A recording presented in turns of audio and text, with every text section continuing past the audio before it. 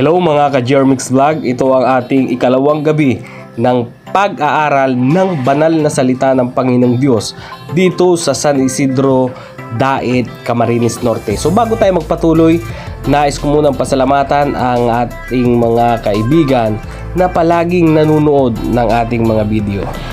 Thank you so much nga pala sa Team Larico Merti, at yan po ay pagmamayari nila Gemma Lara at ni Marjan Reco. Shoutout nga pala kay Alan Mandresa, kay Rhea Almanon Mandresa, at guys, pakisubscribe na din sa kanilang YouTube channel, Alman Kid. Shoutout din pala sa mga taga San Lorenzo, Santa Elena, sa mga Adventist na laging nanonood sa ating mga video. Shoutout sa inyong lahat at God bless us all. Ang kalusugan at sa family, mga kapatid, mga kaibigan, tayo po ay magkakaroon naman, magpapatuloy sapagkat ito po ay pangalawang gabi na ating paglilingkod dito. Kaya muli po namin tinatawagan ang mga kaibigan namin na kayo po ay muli po namin inibitahan. Family of God, I've been washed in the fountain, cleansed by His blood. Join tears with Jesus as we travel this sad, for I'm a part of the family of God. Okay? Nandiyan ang ano na rin, sige.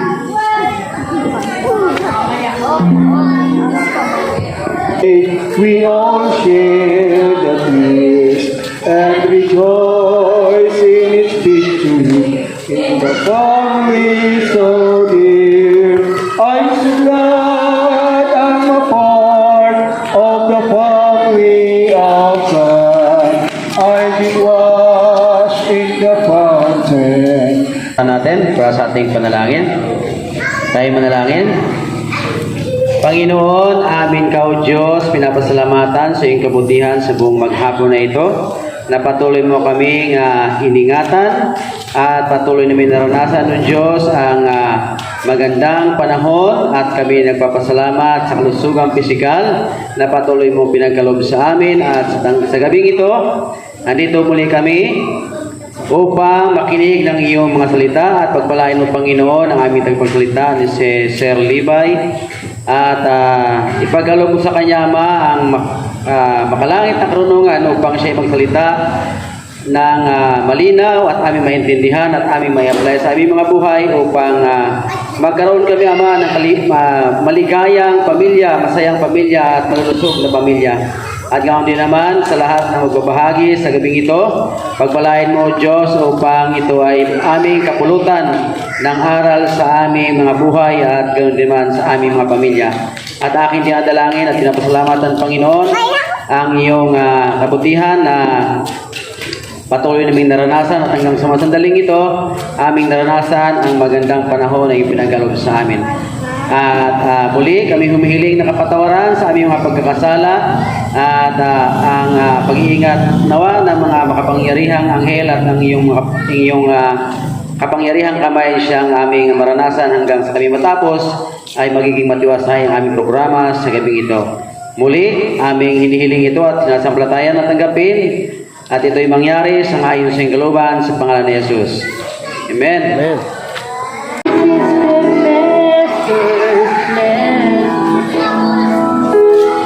And He will send future in His hand. So we must go who have no hope. All our hope is found in Him. Lead of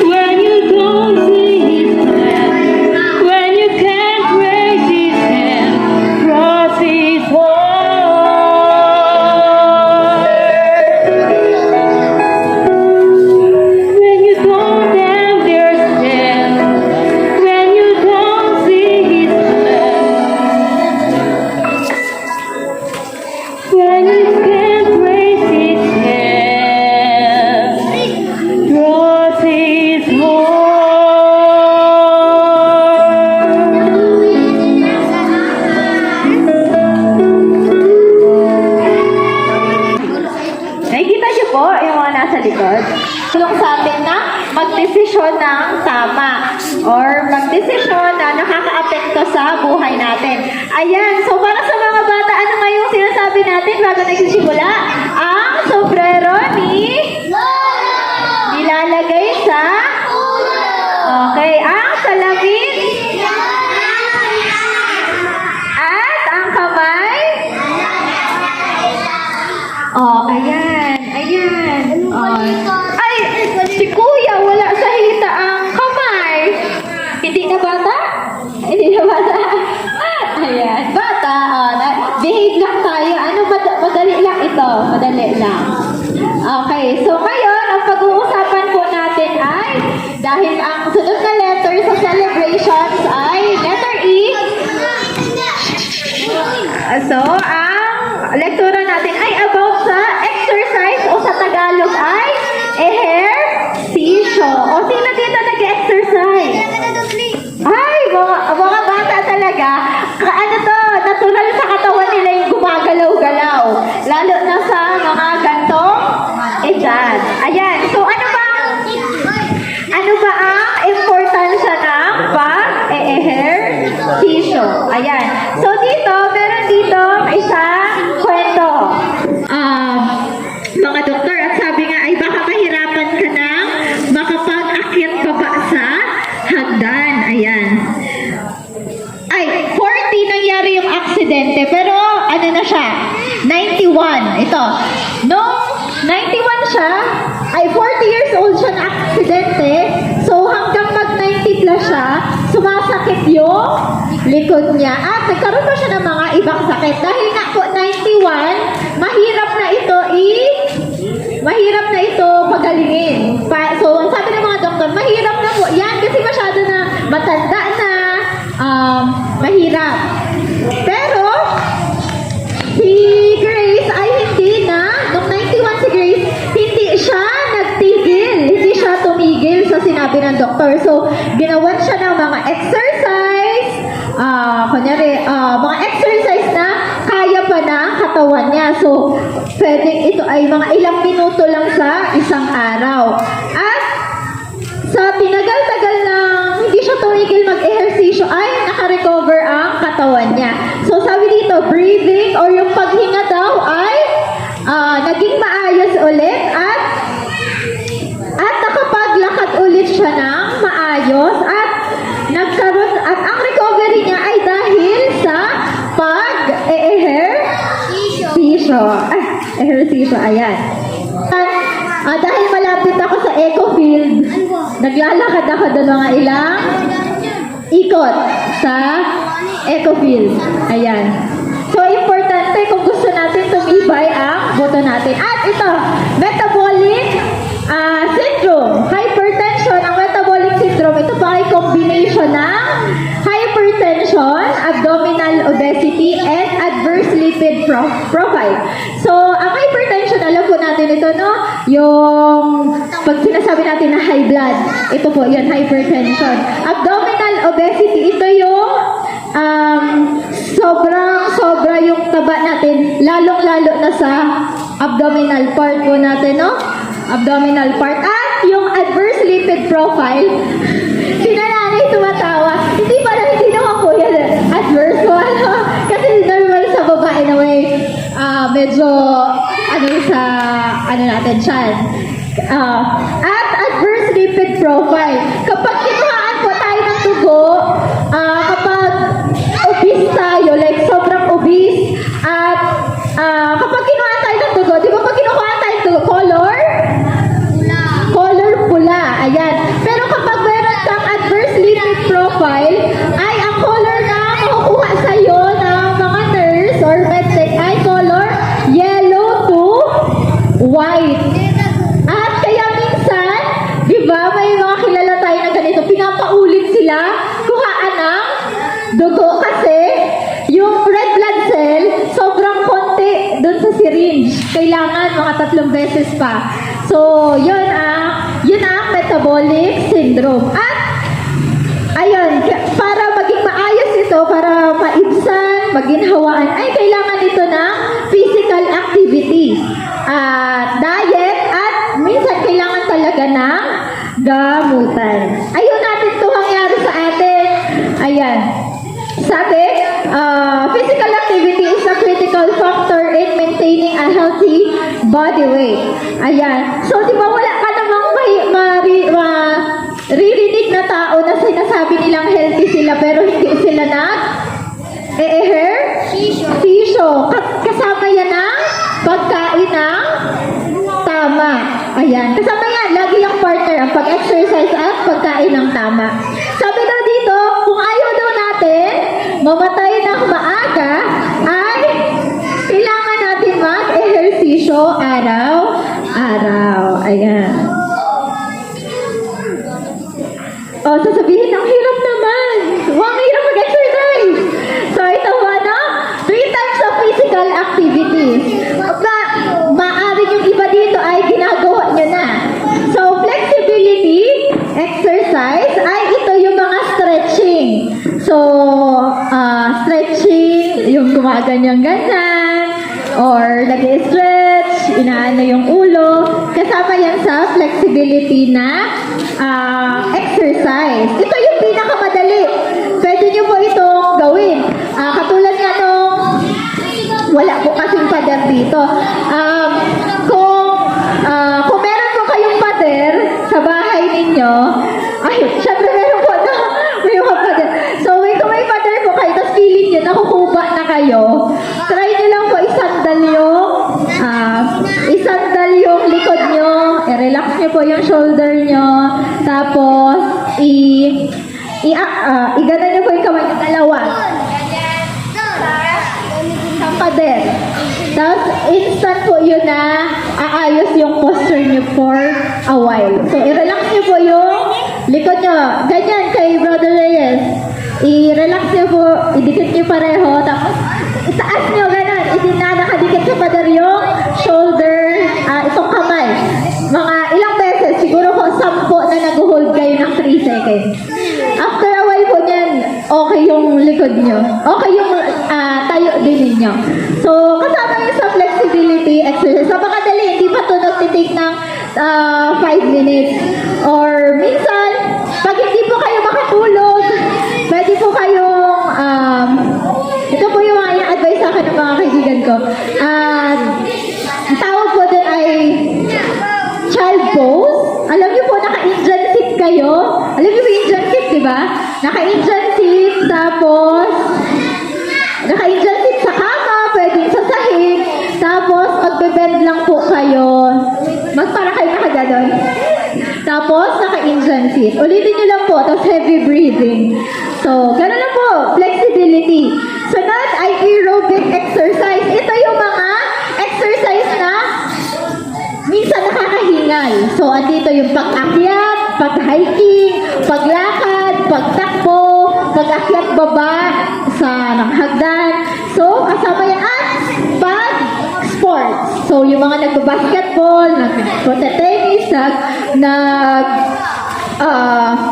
nagte-tennis, nag-badminton, at kung ano-ano pang sports, ay kasama po yan sa aerobic exercise or yung nagre-require ng paghinga. Ayan, kaya aerobic. At resistance exercises, sa aerobic exercise, nakakatibay ng buto ang paglakad, pagtakbo, at pag-jogging. Ayan. Tapos, resistance exercises, ito yung may mga weights, yung nagbubuhat. So, makikita nyo, mga muscle yan dito. So, yun ay resistance exercise, yung may mga ginagamit po na mga tools. Barbell, barbell yung mga nagbubuhat. So, resistance exercise. So, ito naman po ay muscle strength. So, yung mga nagbubuhat, ay nakikita nyo talaga yung forma ng mga muscle nila. At nababawasan din po nito ang pagnipis ng buto. So, 4 levels of physical activities. Number 1, level 1 ay no additional activity beyond baseline. So, ito yung kasama natin sa araw-araw. So, minsan, sa bahay natin, kung up and down ang bahay natin, di ba umaakyat sa hagdan, counted yun as physical activity. Pero nasa level 1 lang siya kasi kasama yan sa routine. Hindi alam ng utak natin na exercise yon. So hindi tayo naka-mindset na exercise. Or pwede din ang minsan sa mga nanay naglalaba, nagkukusot, ayan, minsan namamalengke, nagbubuhat ng mga bagay-bagay. Kasama po yan sa level 1 na physical activity. Yung mga activity na kasama sa araw-araw natin. Number 2, some exercise up to 150 minutes a week. So mga ilang ano to? Ito na po yung mga 21 minutes. 21 minutes sa isang araw. Sunod, medium exercise, 150 to 300 minutes a week. So, mga 40 minutes to 1 hour na nag-exercise. Ang medium. At ang high, exercise more than 300 minutes a week. Marami akong kilala mga kaibigan ko, mahilig mag-exercise. Minsan, ang pasok nila ay 8 or 9. Nag-exercise sila mga 6. So, sa mga trabaho pa nila, mga hard work. Kaya minsan, sabi ko, kaya ako mag-exercise kasi sila nga. Ang trabaho nila, mas mabigat pa sa trabaho ko. Pero nagagawa nila mag-exercise. So, nakaka-motivate po, At sabi dito, rule of thumb, ito yung mga benepisyo. Yung mga low activities, meron yung benepisyo, pero maliit lang. Ayan, medium activities ay makikita natin ang epekto sa pangangatawan. At ganun din kapag higher activities o mga, yun nga, mahabang oras ng ehersisyo ay maganda, napakadami at napakalaki po ng benepisyo. So, pero ingat-ingat lang po tayo, no? Maganda po kapag nag-ehersisyo tayo ay dahan-dahan. Huwag natin binibigyan ang katawan natin na doon ako agad sa isang oras. Sa isang oras ako mag-exercise, pero hindi sanay ang katawan natin. So, maganda po, inuunti-unti. Yes. Hindi naman po pahabaan ng exercise, kundi regular. So, regular, kaya naglalakad tayo. Maglalakad tayo ng 5 p.m. or yung ganyan. So, araw-araw, maglalakad tayo na araw-araw hanggat maaari. So, how do we know the intensity of exercise? So, gano'ng kahirap ba dapat yung exercise natin? Sabi dito, kapag kaya pa daw kung habang nag-exercise tayo, kaya natin makipag-chismisan or makipagdaldalan, ay nasa moderate level tayo ng exercise. Ayan, moderate, tamang-tama lang, katamtaman. Pero kapag yung hindi na tayo kayang makipag-usap, hindi na tayo kayang kausapin, so yun na yung mga high intensity na mga exercise. Di ba po pag nagja-jogging ka, ang hirap naman po makipag-usap, di ba? Di ba? Doble hingal mo. Pag ganon. So, nasa high intensity yung mga pag-run or pag-jog ng ganon. Yung hindi ka na makausap. Sabi dito, health benefits of physical activity outweigh the risk. So, yung iba natatakot na, kasi ako, may ganito ako, ayokong nagjo-jogging or ayokong naglalakad-lakad, nakakahingal. Pero, yung mga risk dito ay na-outweigh daw yan ang mga benepisyo. So, dahan-dahan po, lalo na po kunyari, na-stroke tayo or na hypertension, try po natin dahan-dahanin. Sabi nga po nung kaibigan ko ay, wag daw po natin binibaby masyado yung mga sakit natin, lalo na kapag physical yung sa katawan natin. Kasi nakakaramdam talaga yan ng sakit. Pero kailangan dahan-dahanin para nakaka-recover tayo agad. So, sabi dito, pinakamadaling gawin, walking is the best physical activity. Lalo na ang mahal na ng pamasahe sa tricycle. Apaka-mahal. So, walking is the best physical activity. At sabi ni Ellen White, sabi daw dito sa The Health Reformer, ang paglalakad ay ang pinaka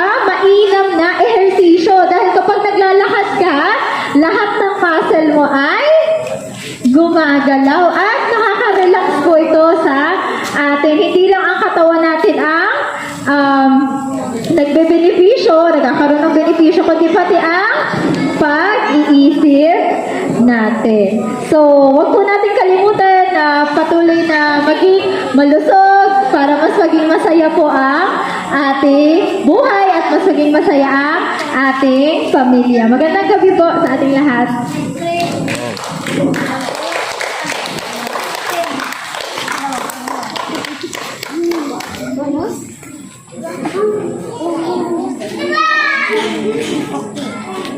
Bago po tayo magpatuloy sa ating minamahal na principal sa kanyang mensahe, nais ko pong i-welcome ang ating pong minamahal na kagawad dito. Kahapon po ay kagabi, kami po ay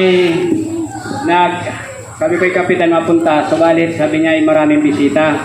Ay tigtitinan ko ay wala kagabi na kagawad. Ngayon po ay nandiyan si kagawad, nais po nating imbitahan sa kanyang barang welcome remarks. Kay Kagawad Naing, bigay po natin ang panahon.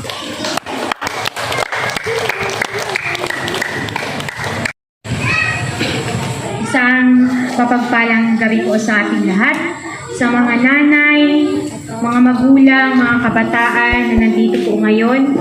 Magandang gabi po sa ating pong mga sa pamunuan at bumubuo po ng Seventh-day Adventist, sa mga pastors, mga brother and sisters na nandito po ngayon. Magandang gabi po. Ako po ay lubos na natutuwa at buong puso nagpapasalamat po sa pamunuan ng Seventh-day Adventist kasi po always po kayo at kayo po ay isa sa aming katuwang sa mga programa po na handog po ninyo dito sa aming barangay. Sa katunayan po, ako po ay natutuwa dahil kayo po ay hindi nagsasawa at lahat po ay napakasipag. Ang sarap po maglingkod ng buong pusong paglilingkod na wala pong hinihing kapalit. Lalo't higit po, ako po ay natutuwa na hindi lamang po sa kalusugan ang inyong ibinabahagi dito po sa aming mga kabarangay, lalo't higit po sa espiritual. Ito po ay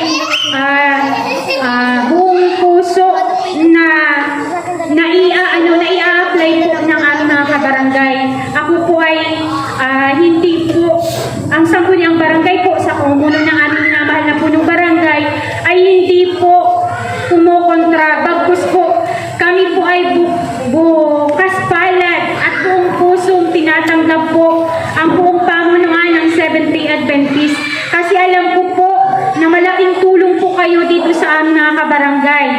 Kung kaya't po, ako po ay natutuwa at buong pusong tinatanggap ang inyong mga programa at lahat po ng inyong mga katuwang, lahat ng mga tao na bumubuo po nito sa mga brothers and sisters, sa mga pastor and pastora po. Alam ko po na napakahalaga po ng inyong binabahagi para po sa amin. Ngayon po, akong pasasalamat at buong pusong pagtanggap po para po dito sa aming barangay. Salamat po.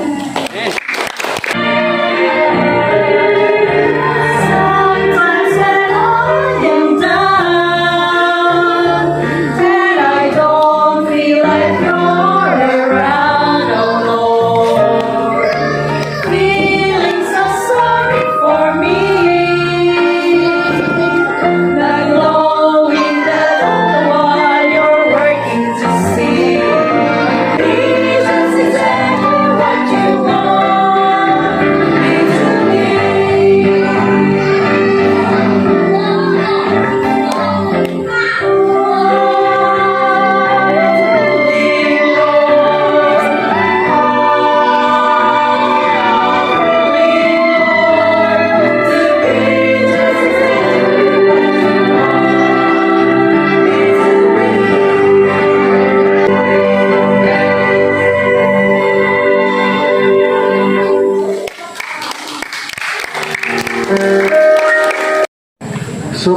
ay pinag-usapan po natin ang tungkol sa family code ng mga Kristiyano. Walang ibang family code ang mga Kristiyano kundi ang banal na kasulatan. Okay ho? Sa mga Muslim, ang kanilang family code ay ang Quran. Okay, ang mga Quran. At sa ating mga kapatid na Latter-day Saints, ay ang kanilang family code ay ang kanilang Doctrine and Covenants. Pero sa ating mga Kristiyano, mga kapatid, ang ating family code ay walang iba kundi ang banal na kasulatan. At ang banal na kasulatan ay mayroon ding itinuturo tungkol sa pamilya. Okay ho? Kaya ngayon ay simulan po natin ang ating pag-aaral, pamilyang mahal ng Diyos. Samahan. Masaya ang kanilang samahan. May problema man at pumasok sa kanilang pamilya ay madaling malutas sapagkat nariyan ang ating Panginoon. Buong pamilya ang nais ng Diyos na dalhin sa kanyang kaharian. Ayaw ng Panginoon na si tatay lang. Ayaw ng Panginoon na si nanay lang. Ayaw ng Panginoon na mga anak lang ang kanyang madadala sa kanyang kaharian, kundi buong pamilya. Mahal ng Diyos ang bawat pamilya. Pamilya niyo at pamilya ko ay mahal ng Diyos. Bakit kaya? Okay, anong dahilan? Bakit mahal ng Diyos ang pamilya niyo at pamilya ko? Una, sapagkat siya ang lumikha nito. Genesis chapter 1 verse 1. In the beginning, God created the heaven and the earth. So siya ang lumikha ng lahat ng bagay, kabilang ang pamilya niyo at ang pamilya ko. Okay, pangalawa. Sabi sa Genesis 1:27, at kilala ng Diyos ang tao ayon sa kanyang sariling larawan. Ayon sa larawan ng Diyos, siya ay nilalang. Nilalang niya sila ng mga lalaki at babae. Okay ho? Genesis 1:28, at sila'y pinaspasan ng Diyos at sa kanila'y sinabi ng Diyos, kayo'y magpalalaking at magpakarami at kalatan ninyo ang lupa at inyong supilin. Ang plano ng Diyos talaga, mga kapatid, ang mundo ay talagang punuin ng tao sa pamamagitan ng dalawang kanyang nilalang, si Adan at si Eva. Bakit po? Pinagpala ng Diyos ang lalaki at ang babae. Siya ang nagtatag ng asawa at siya ang nagtatag ng pag-aasawa at ng pagpapamilya. Okay? Opo, ang Diyos ang lumikha ng pamilya, at kung nais ng bawat sambayanan na maging masaya, kailangan kilalanin ng bawat miyembro ng sambayanan o sambahayan ang Diyos ang siyang tagapagtatag at tagapagligtas ng bawat pamilya. Ang Diyos ay mayroong panukala sa pamilya niyo at sa pamilya ko. Okay? Nais ng Diyos na ang pamilya niyo at pamilya ko ay maging masaya. Aha. Kapag ang pamilya ay masaya, magandang pagmasdan. Kapag ang pamilya ay nagsasamang, nagkakaroon sila ng kasiyahan. Pangalawa, nais ng Diyos na ang pamilya ay maging malusog. Ayaw na nalulungkot ang ating Panginoon na kapag ang isang kasapi sa pamilya ay mayroong sakit, mayroong nararamdaman. Hindi masaya ang pamilya kapag ay mayroong nararamdaman ang kasapi nito. Nais ng Panginoon ng kanyang pamilya, ang pamilyang kanyang minamahal ay maging maunlad. At nais ng Panginoon ang kanyang pamilya na minamahal ay maging banal. So tanong, ang mataas na layunin bang ito ng ating Panginoon para sa pamilya ay nangyayari at natutupad sa ating kapanahunan? Ang wika po rito sa atin, sinira ng kasalanan ang magandang layunin ng Diyos para sa pamilya. Okay ho, ang plano ng Panginoon, punuin ang sanlibutan. Pero ngayon ay hindi pa puno ang sanlibutan. Bakit? Sa North Pole, walang taong nabubuhay. Sa South Pole, walang taong nabubuhay. Kung hindi sana nahulog sa pagkakasala ang tao, ay talagang kahit ang North Pole na yan, ang South Pole na yan, ay mayroon pa rin taong nabubuhay sapagkat yan ang plano ng ating Panginoon. Sa ating napanahunan, marami ang hindi masayang tahanan. Iba't ibang sakit ang dumarating sa pamilya.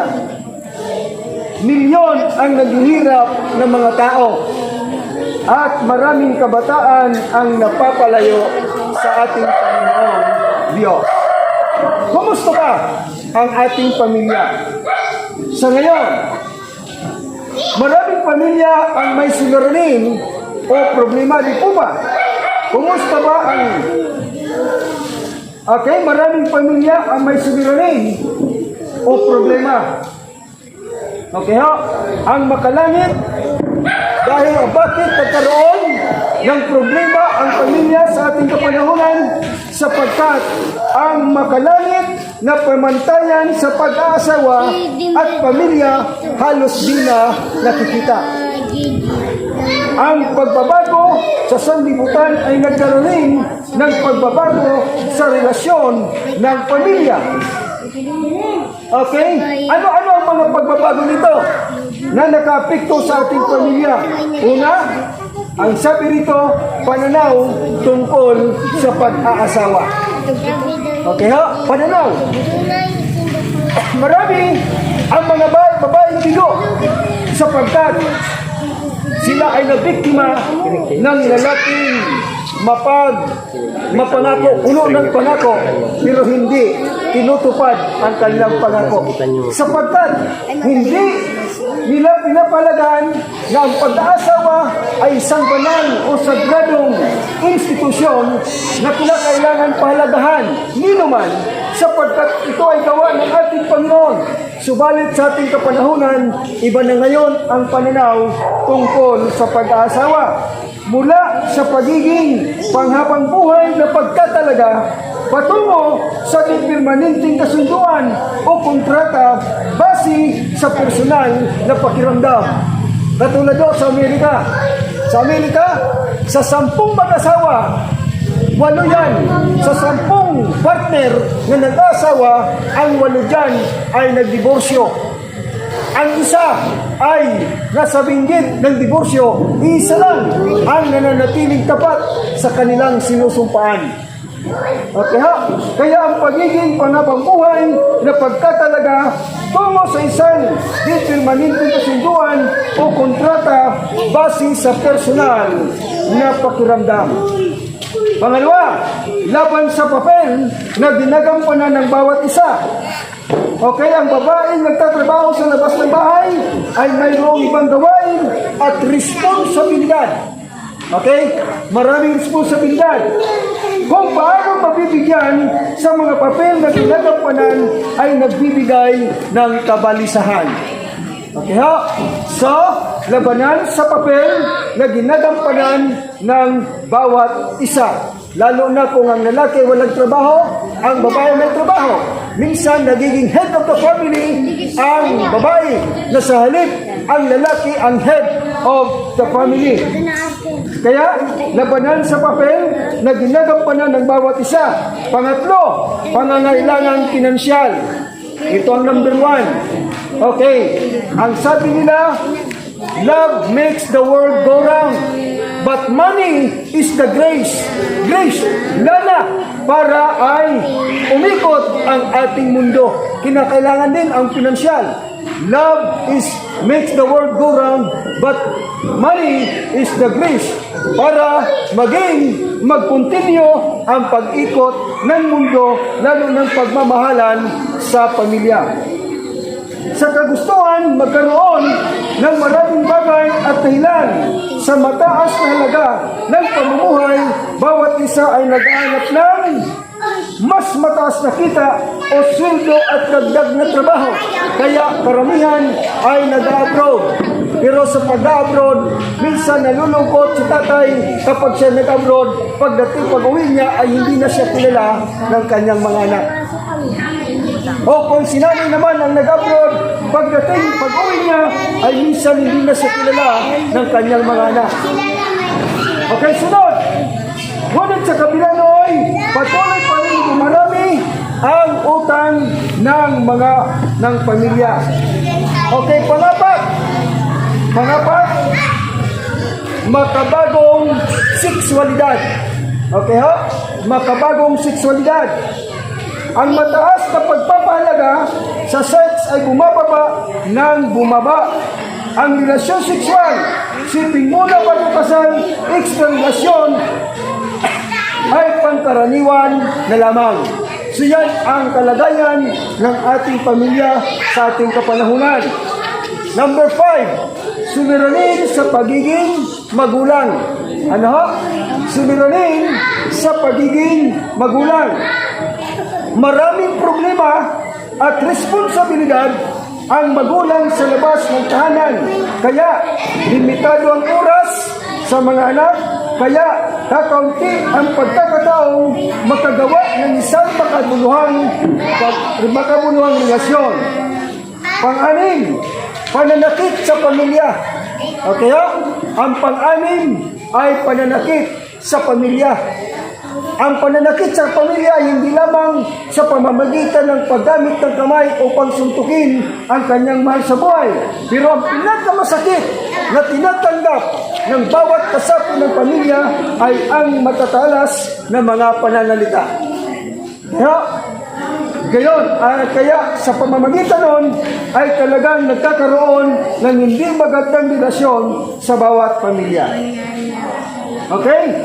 Lahat ng membro ng pamilya, asawa, babae man o lalaki, magulang, lolo at lula at mga anak ay biktima ng pananakit sa pamilya.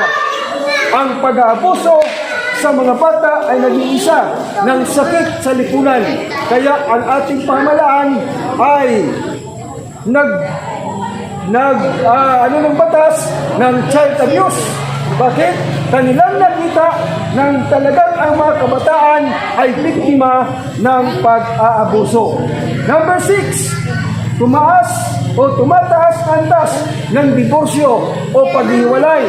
Katulad ng sinabi ko sa inyo kanina, na sa Amerika, sa 10 nagpapakasal, ang 8 ay nagdidiborsyo, ang isa ay nasa binggit ng pagdidiborsyo, isa lang ang nananatiling tapat. Kaya resulta, hindi na lutas na away mag-asawa. Di mahigpit na batas sa diborsyo, mas mataas na antas na buhay para sa mga babae, kaya malakas ang kanilang kalooban.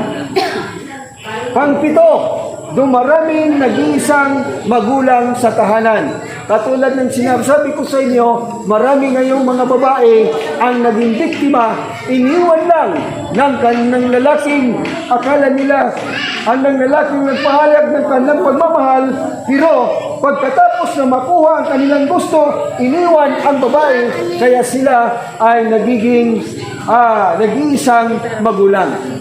Okay ho? Single parent sa tahanan. Dumaraming anak sa labas ng kasal, tumataas ang bilang ng mag-asawang magkakahiwalay, kaya nadadagdagan ang bilang ng mga tahanang may isang magulang. Number 8, pag-asawang muli, pinaghalong pamilya. Okay?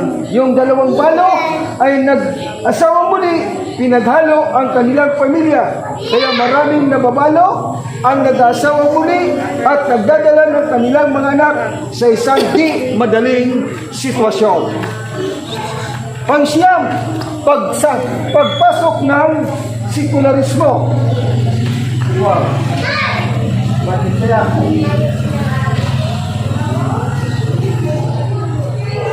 Okay, pagpasok ng sekularismo.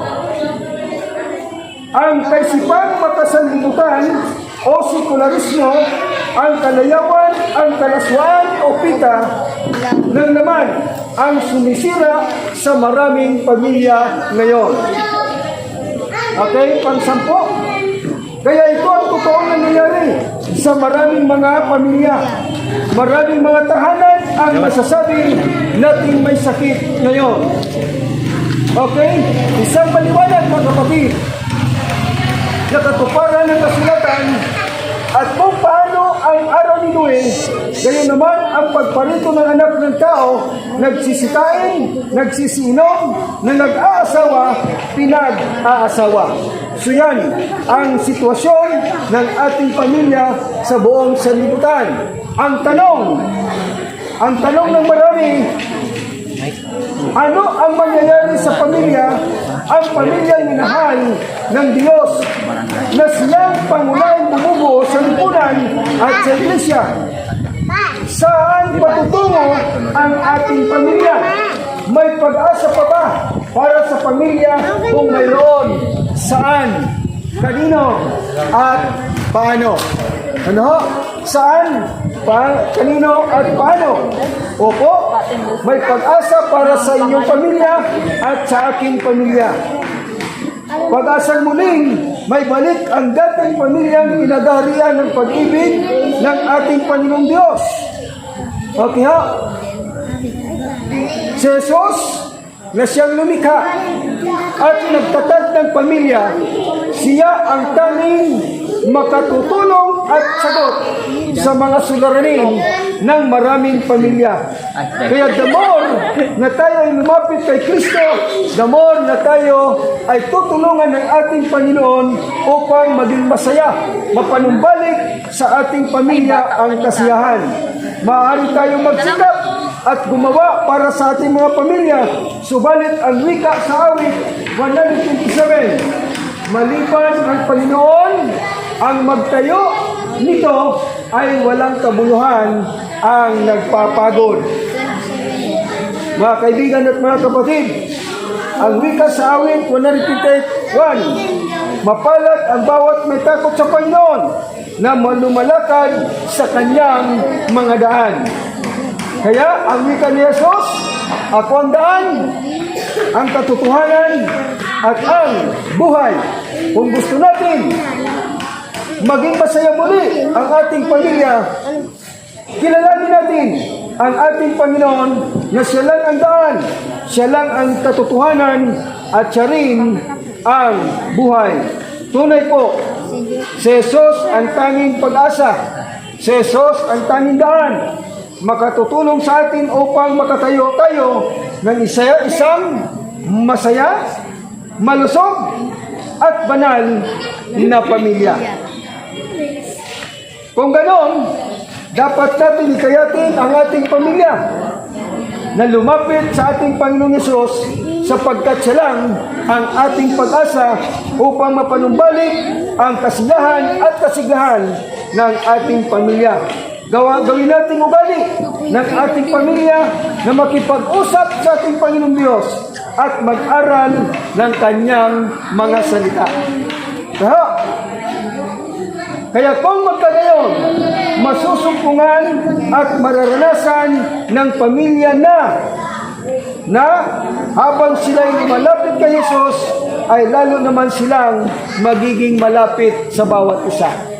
Kapag si Kristo pala ang nasa sentro ng ating buhay, ng ating pamilya, the more the family come closer to Jesus, the more this family will closer to each other.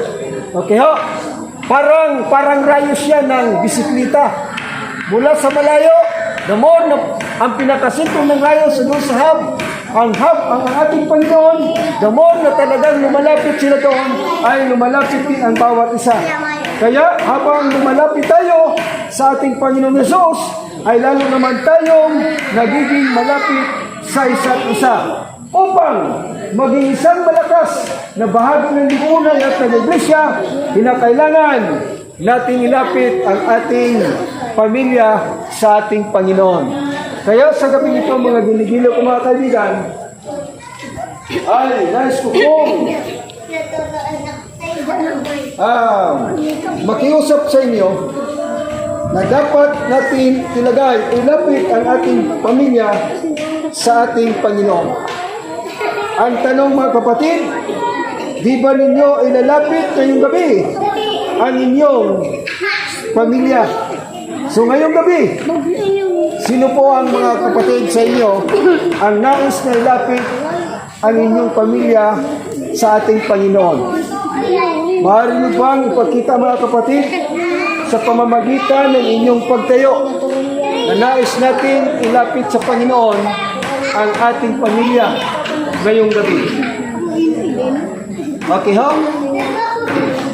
At tayo po'y mananalangin at italaga natin ang ating pamilya sa ating Panginoon ngayong gabi. Tayo po ay manalangin. Kami po'y lumalapit sa inyo upang pasalamatan ka sapagkat binigyan niyo kami ng paalala ngayong gabi na ikaw ang magtatag ng aming pamilya, na ikaw lamang ang kasagutan ng mga suliraning aming nararanasan sa aming pamilya. Ikaw lamang ang kasagutan ng aming mga problema. Kaya sa gabi nito, Panginoon, amin pong inilalapit ang aming pamilya sa iyong makapangyarihang kamay. Inyo po kaming bigkisin sa inyong dakilang pag-ibig upang ang pagmamahalan ay manatili sa aming pamilya at upang sa ganon mabigyan kayo ng kapulihan bilang mandalalang at tagapagligtas ng aming pamilya. Sa oras na ito, dakilang Diyos, aking itinatagubilin sa inyo ang bawat pamilya sa purok na ito, na sana ang kapayapaan ang maghari sa kanila, ang inyong pag-ibig ang maghari sa kanilang mga puso, at ang inyong banal na espiritu ang aakay sa bawat isa sa kanila upang sila'y lumapit sa inyo at italaga ang kanilang buhay sa inyong makapangyarihang kamay, upang sa ganon, kung dumating na ang inyong pangako na ikaw ay babalik na muli upang kunin ang mga pamilyang inyong minamahal, ay isa ang kanilang pamilya na makakasama doon sa langit na bayan. Maraming salamat, Panginoon, sapagkat binigyan niyo kami ng pagkakataon mapakinggan muli ang inyong panawagan na kami ay kinakailangan ipasakop namin ang aming buhay, ang buhay ng aming pamilya sa inyo, sapagkat ikaw ang aming tagapagligtas. Maraming salamat, Panginoon, sa pagtanggap sa amin. Maraming salamat sa pagmamahal mo sa aming pamilya. Ito ang aming inihiling sa banal na pangalan ni Jesus. Amen. Amen. Okay po. So ngayon po ay tayo po ay dadako po sa ating pong parapol. Ay bago po tayo dadako sa ating parapol, sino po sa inyo ang nakadala po ng kaibigan? Di ba sabi ko po kagabi, ang makadala ng kaibigan meron pong gift sa amin.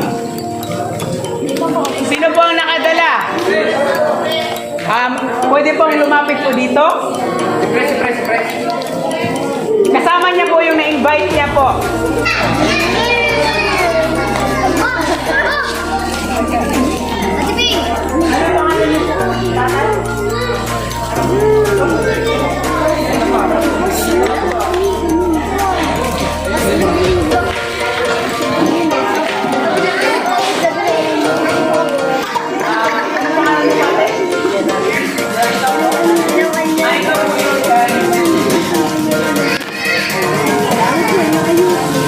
Ikaw po.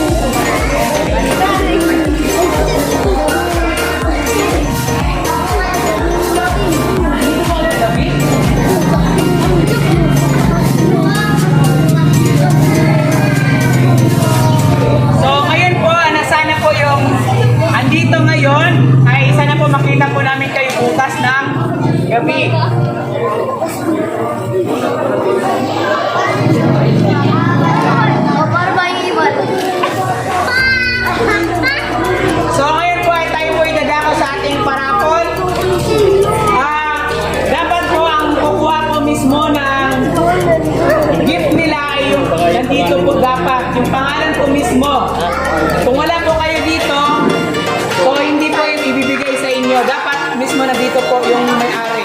Yung pangalan mismo. So, una pong baluta.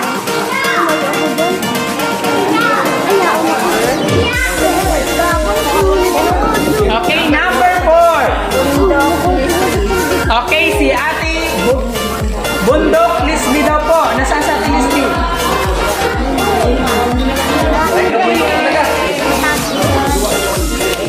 Okay, palakpakan po. Okay, pangalawang.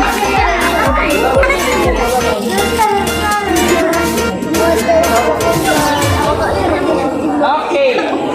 Pangalawa pong bunot, number 30. 30. Si Perez Marcos. Nasa po si Kuya Marcos? Ay, wala na. So, bunot po tayo. Okay, si Magdao Geraldine. Nandito po si Ate Geraldine.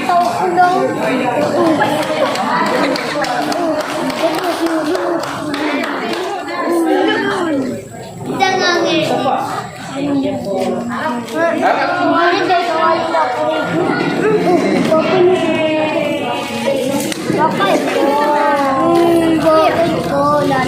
Okay, pangatlong bunot.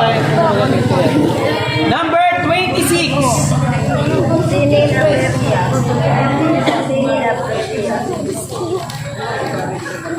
Silin Abreria.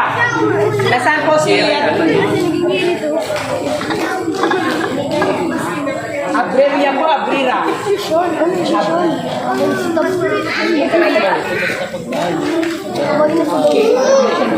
Ilan na po ito? Okay, number 12.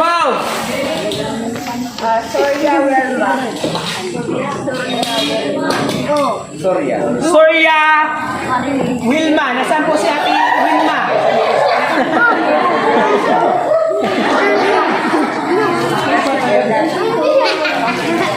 Okay, last na baluta. Sino kaya po ang maswerte? Number 25. Ay, gantuan yan. Okay, si Santowa Nympha. Ate Nympha.